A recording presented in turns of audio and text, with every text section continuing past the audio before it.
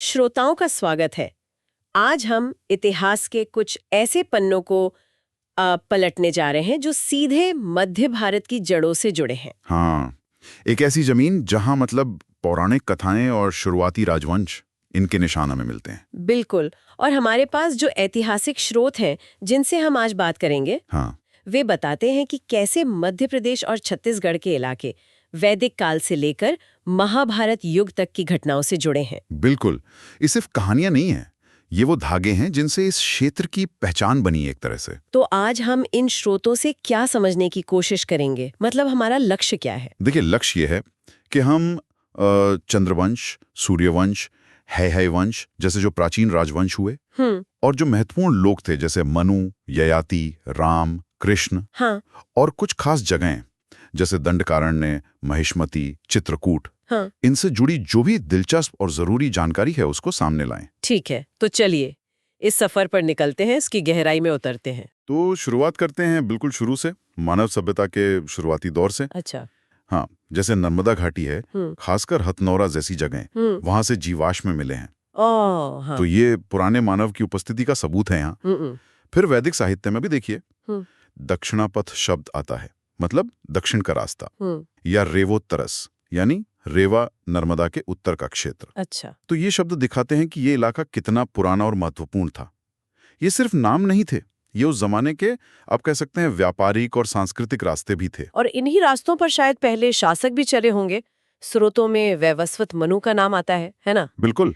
मनु, जिन्हें मानव जाति का पूर्वज माना जाता है, उनकी एक बेटी थी इला, हाँ, इला। जिनका विवाह हुआ सोम यानी चंद्रमा के बेटे बुध से, और कहते हैं कि यहीं से चंद्रवंश की नींव पड़ी। अच्छा। और उनका जो शुरुआती राज था वो आज के बुंदेलखंड के आसपास माना जाता है। ये तो बड़ी दिलचस्प बात है। और कहते हैं कि इलाका नाम केन नदी के पुराने नाम से भी जुड़ता है। हाँ, ये भी एक कनेक्शन है। केन नदी का पुराना नाम कर्णावती था, तो हो सकता है कोई संबंध रहा हो। ये छोटी छोटी कड़ियां ही तो इतिहास को जोड़ती हैं। सही बात है। और दूसरी तरफ मनु के बेटे थे इक्ष्वाकु, उन्होंने सूर्यवंश की स्थापना की। अच्छा, सूर्यवंश। हाँ, और इनका शुरुआती केंद्र था कौशल प्रदेश, जो आज का उत्तरी छत्तीसगढ़ और आसपास का इलाका है वो। तो मतलब एक तरफ बुंदेलखंड में चंद्रवंश और उधर छत्तीसगढ़ में सूर्यवंश। पर सूर्यवंश सिर्फ कौशल तक ही रहा या फैला भी? नहीं नहीं, फैला बिल्कुल। सूर्यवंश में एक बहुत महत्वपूर्ण राजा हुए दंड। दंड। हाँ, माना जाता है कि उन्हीं के नाम पर दक्षिण पूर्वी मध्य प्रदेश और आसपास के इलाके का नाम दंडाकारण्य पड़ा। अरे वाह, ये तो वही दंडाकारण्य है जिसका रामायण में इतना जिक्र है। बिल्कुल वही। और ये बाद में दक्षिण कौशल का हिस्सा बन गया। तो अब देखिए सूर्यवंश का असर पूर्व से मध्य भारत की तरफ कैसे बढ़ा। और ये असर नर्मदा घाटी तक भी पहुंचा। इसमें राजा मांधाता का नाम कैसे आता है? मांधाता भी सूर्यवंश के ही एक बड़े प्रतापी राजा थे। उनके बेटे थे पुरुकुत्स। पुरुकुत्स। हाँ, उनकी कहानी बड़ी रोचक है। कहते हैं कि उनका विवाह नागवंश की राजकुमारी नर्मदा से हुआ था। क्या बात है! तो नदी का नाम उनसे जुड़ा है। हाँ, कहते हैं इसी विवाह के बाद इस महान नदी को नर्मदा नाम मिला। और एक और बात, पुरकुत्स ने नागों की मदद की थी गंधर्वों के खिलाफ लड़ने में। अच्छा। और इसी मदद के बदले कहते हैं उन्हें नर्मदा घाटी का क्षेत्र शासन करने के लिए मिला। तो ये दिखाता है कि कैसे शादियों और सैनिक गठबंधनों से राजवंश फैलते थे। बिल्कुल। तो नर्मदा का नाम और सूर्यवंश का नर्मदा घाटी में आना ये पुरुकुत्स से जुड़ा है। पर मांधाता ने खुद भी तो कोई शहर बसाया था शायद। हाँ हाँ, माना जाता है कि राजा मांधाता ने नर्मदा किनारे एक नगर बसाया था, जिसे आज हम ओंकारेश्वर मांधाता के नाम से जानते हैं। अच्छा। तो आप देख सकती हैं कि सूर्यवंश का प्रभाव कहाँ से कहाँ तक फैला। छत्तीसगढ़ के कौशल से लेकर इधर नर्मदा घाटी तक काफी अहम कड़ी था ये राजवंश। बिल्कुल। अब वापस चंद्रवंश पर आते हैं। उसमें राजा ययाति का नाम आता है। उनके बेटे थे यदु, जिनसे यादव कुल चला। पर उन्हें राजगद्दी क्यों नहीं मिली थी? हाँ, ययाति के 5 बेटे थे। यदु सबसे बड़े थे, लेकिन कहानी यह है कि ययाति ने अपने बेटों से कहा कि वो अपना बुढ़ापा उन्हें दे दें और उनकी जवानी ले लें। तो यदु और 3 और बेटों ने मना कर दिया।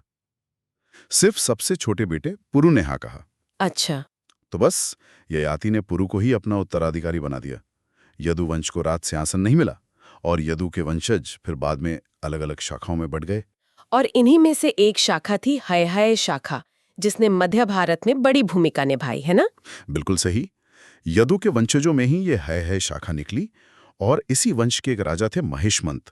महिष्मंत। उन्होंने नर्मदा किनारे एक बहुत शानदार शहर बसाया, महिष्मती। महिष्मती? हाँ आज का महेश्वर। हाँ, ज्यादातर लोग यही मानते हैं कि आज का महेश्वर ही प्राचीन महिष्मती है। और ये सिर्फ राजधानी नहीं थी, ये व्यापार, संस्कृति, शक्ति सबका एक बड़ा केंद्र बन गई थी। नर्मदा किनारे होने की वजह से इसकी लोकेशन बहुत महत्वपूर्ण थी। और महिष्मती का नाम आते ही मुझे याद आता है वंश का सबसे शक्तिशाली राजा कार्तवीर्य अर्जुन। सहस्त्रार्जुन भी कहते हैं उन्हें। हाँ, सहस्रार्जुन। उनकी ताकत और साम्राज्य के किस्से तो गजब के हैं। कहते हैं उन्होंने सिर्फ आसपास के नाग वंशों को ही नहीं हराया, बल्कि अनूप देश यानी आज का जो निमाड़ क्षेत्र है उस पर भी कब्जा कर लिया था। अच्छा। और एक बहुत ही रोचक बात यह भी है कि कहते हैं उन्होंने लंका के राजा रावण को हराया था और बंदी बना लिया था। क्या? रावण को बंदी बना लिया था? ये तो रामायण की कहानी से थोड़ा अलग लगता है ना।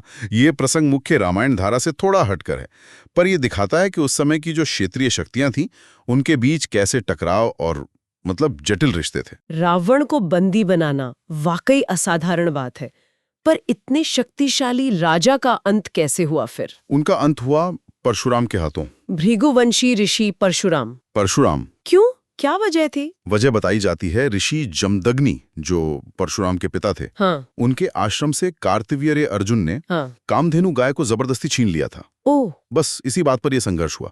और ये सिर्फ दो लोगों की लड़ाई नहीं थी, इसे कई बार उस युग के क्षत्रिय और ब्राह्मण शक्तियों के बीच का जो तनाव था उसके प्रतीक के तौर पर भी देखा जाता है। समझ गई। तो ये तो हुई वैदिक काल और इन शुरुआती राजवंशों की बात जिनकी जड़ें मध्य भारत में थीं।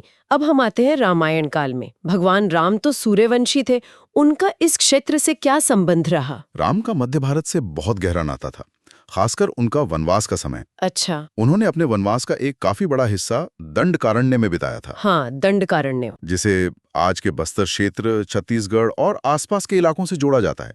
वो घना जंगल था, ऋषियों की तपोभूमि भी थी और बहुत सी जनजातियां भी वहां रहती थीं। हाँ, निषाद जैसी जनजातियों का जिक्र पुराने ग्रंथों में भी है शायद। बिल्कुल, ऐत्रेय ब्राह्मण जैसे ग्रंथों में निषाद जनजाति का उल्लेख है जो यहीं रहती थी। और चित्रकूट का क्या महत्व है? चित्रकूट तो बहुत ही महत्वपूर्ण स्थान है। आज ये सतना जिले में है, मध्य प्रदेश में। यहीं पे राम और भरत का वो बहुत भावुक मिलाप हुआ था। हाँ, वो प्रसंग तो बहुत प्रसिद्ध है। बिल्कुल, आज भी एक बड़ा तीर्थ है। देखिए, राम के वनवास के रास्ते को लेकर कई अलग अलग मान्यताएं हैं। अच्छा। पर दंडकारण्य और चित्रकूट का जिक्र लगभग सभी स्रोतों में है।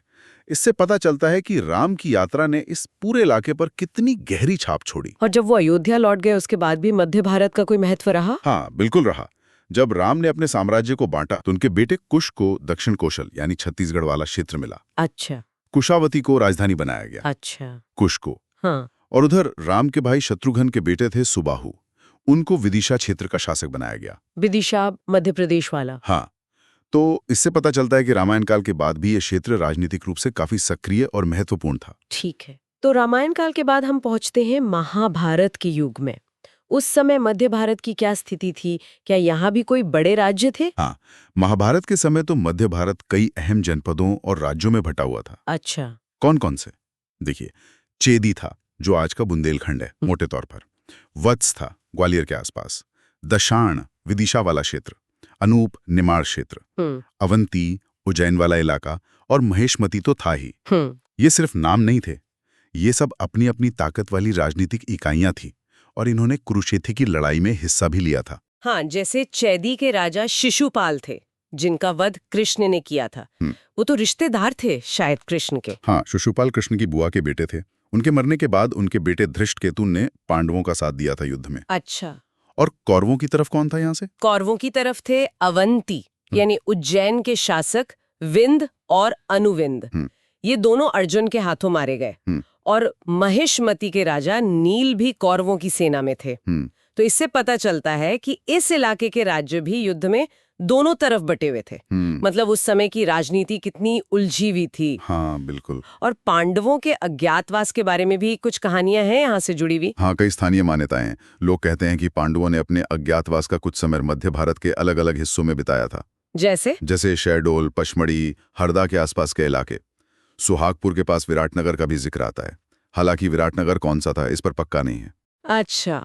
और जबलपुर के पास भी कहानियां हैं कि भीम का हिडिंबा से विवाह हुआ और उनके बेटे घटोत्कच ने वहीं राज किया। तो ये सब कथाएं दिखाती हैं कि कैसे इतिहास और लोगों की यादें आपस में जुड़ी हुई हैं। और एक और महत्वपूर्ण बात है, शायद कृष्ण और बलराम की पढ़ाई उज्जैन में हुई थी। बिल्कुल सही। अवंती यानी उज्जैन उस समय शिक्षा और संस्कृति का बहुत बड़ा केंद्र था। गुरु सांदीपनी का आश्रम वहीं था। हाँ। और कृष्ण और बलराम ने वहीं शिक्षा पाई थी। ये बात उज्जैन की और पूरे मध्य भारत की पुरानी शान और सांस्कृतिक महत्व को दिखाती है। और कुंती के पिता का राज्य भी यहीं कहीं था। हाँ, कुंती के पिता कुंती भोज का राज्य भी इसी क्षेत्र के पास माना जाता है। तो महाभारत युद्ध के बाद क्या हुआ इस क्षेत्र का? क्या स्रोतों में कुछ मिलता है? युद्ध के बाद अर्जुन के पोते परीक्षित और फिर उनके बेटे जन्मेजय के राज का जिक्र आता है। जन्मेजय का वो सर्पयज्ञ वाला किस्सा तो मशहूर है ही। हाँ। पुराण कहते हैं कि महाभारत युद्ध के साथ ही द्वापर युग खत्म हो गया। इसके बाद के जो राजवंश हैं जैसे निषद, यादव, कौरव वगैरह, उनकी थोड़ी बहुत बिखरी हुई जानकारी पुराणों में मिलती है, जो मध्य भारत के अलग अलग हिस्सों से जुड़ी हैं। एक और जगह का नाम आता है मणिपुर, जहां अर्जुन के बेटे बभ्रुवाहन का राज था। कुछ लोग कहते हैं कि ये छत्तीसगढ़ का रत्नपुर है। न देखिए, पुरानी जगहों की एकदम सही पहचान करना इतिहासकारों के लिए हमेशा से मुश्किल रहा है। हाँ, ये तो है। मणिपुर के मामले में भी यही है। कुछ विद्वान उसे छत्तीसगढ़ के रत्नपुर से जोड़ते हैं, कुछ कहीं और मानते हैं। जैसे महिष्मती को लेकर भी महेश्वर और मानधाता में बहस रही है। पर जरूरी बात यह है कि ये स्रोत बार बार इस क्षेत्र की प्राचीनता और पौराणिक कथाओं से इसके गहरे संबंध को दिखाते हैं। मौर्य काल में भी तो इस क्षेत्र का महत्व था। आपने शुरू में जनजातियों का जिक्र किया था। हाँ, जैसे हमने ऐतरेय ब्राह्मण में निषाद जनजाति देखी थी ना, हाँ, वैसा ही बाद में भी मिलता है। कहते हैं कि चंद्रगुप्त मौर्य ने जब नंद साम्राज्य को हराया तो उन्होंने मध्य भारत की आटविक यानी जंगल में रहने वाली जनजातियों की फौजी मदद ली थी। अच्छा। ये इस इलाके की सामरिक अहमियत दिखाता है। और सम्राट अशोक का संबंध तो विदिशा से बहुत गहरा था। हाँ, उनकी पत्नी देवी वहीं की थी। बिल्कुल, श्रेष्ठी की बेटी देवी से यही विवाह हुआ था और उन्हीं से महेंद्र और संघमित्रा का जन्म हुआ, जिन्होंने बौद्ध धर्म फैलाने में इतनी बड़ी भूमिका निभाई। और कालिदास की रचनाओं में भी तो इस इलाके का वर्णन है। बिल्कुल है। कालिदास ने मेघदूतम में रामगिरी से लेकर, जिसे लोग अक्सर नागपुर के पास रामटेक मानते हैं, हाँ, वहां से लेकर विदिशा और नर्मदा नदी तक का बहुत सुंदर वर्णन किया है। इससे पता चलता है कि गुप्त काल तक भी ये क्षेत्र सांस्कृतिक और भौगोलिक रूप से कितना महत्वपूर्ण था। तो हमने देखा कि कैसे, मतलब वैदिक काल से शुरू होकर सूर्यवंश और चंद्रवंश के फैलने से फिर हैहय वंश का उठना, रामायण और महाभारत काल की घटनाएं और किरदार, और फिर मौर्य और गुप्त काल तक मध्य भारत इतिहास के हर दौर में एक अहम भूमिका निभाता रहा है। बिल्कुल सही कहा। ये स्रोत हमें यही बताते हैं कि मध्य भारत सिर्फ भारत का भौगोलिक दिल ही नहीं है, बल्कि ये इतिहास, मिथकों, राजवंशों, संस्कृतियों और अलग-अलग समुदायों का एक अद्भुत संगम रहा है। नर्मदा घाटी से लेकर छत्तीसगढ़ के जंगलों तक हर कोने में जिसे प्राचीन भारत की आवाज गूंजती है। तो ये थी हमारी आज की पड़ताल प्राचीन मध्य भारत के इतिहास के कुछ पहलुओं पर, जैसा कि इन स्रोतों में हमें मिलता है। हमने कोशिश की कि वैदिक काल से महाभारत युग और उसके बाद तक की कड़ियों को जोड़ा जाए। हाँ। और ये समझा जाए कि कैसी इस क्षेत्र ने भारत के इतिहास और पौराणिक कथाओं को एक आकार दिया। और यहाँ रुककर ये सोचना भी बहुत दिलचस्प है कि ये जो पुरानी कहानियां हैं, राजवंश हैं या ऐतिहासिक जगहें हैं, इनके निशान आज मध्य भारत की संस्कृति में, वहाँ की लोक कथाओं में, लोगों की पहचान में किस तरह से जिंदा हैं। ये सोचने वाली बात है। क्या आज जो त्योहार मनाए जाते हैं या जो स्थानीय देवी देवता पूजे जाते हैं या गांवों और शहरों के जो नाम हैं, क्या उनमें हमें कहीं मनु, राम, कृष्ण या महिष्मती या दंडकारण्य की कोई झलक मिलती है? सही है। ये एक ऐसा सवाल है जो हमें अपने अतीत से जोड़ता है और शायद आगे और खोज करने के लिए प्रेरित भी करता है। बिल्कुल। इसी विचार के साथ आज की ये चर्चा यहीं समाप्त करते हैं।